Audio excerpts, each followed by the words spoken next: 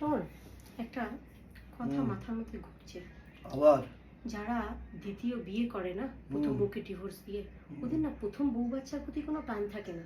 তুমি শিল্পা শেট্টিকে দেখো, শিল্পা শেট্টি দ্বিতীয় বউ, শিল্পা শেট্টির বরটা শিল্পা শেট্টিকে আর ওর বাচ্চাগুলোকে নিয়েই ঘোরে। তখন ও প্রথম পক্ষের বউ বাচ্চাকে দেখেছো? বনি কাপুরকে দেখো, শ্রীদেবী আর ওর বাচ্চাদেরকে নিয়েই ঘোরে, কখনো প্রথম পক্ষের বউ বাচ্চাকে নিয়ে ঘুরে। আমি বুঝতে পারি না, ডিভোর্স দেওয়ার পরে যে প্রথম পক্ষের বাচ্চাগুলোর প্রতিও টান থাকে না। এটা মানে সত্যি আমার মাথার মধ্যে খুব ঘুরছে।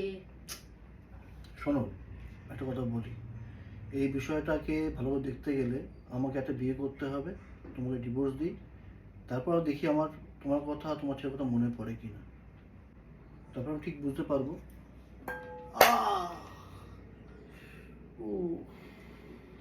বিয়ে না, খালি খালি বিয়ে, হ্যাঁ খালি বিয়ের চিন্তা। জিজ্ঞেস করছো তো সেটাই বললাম, কথা বললেই খালি বিয়ের চিন্তা।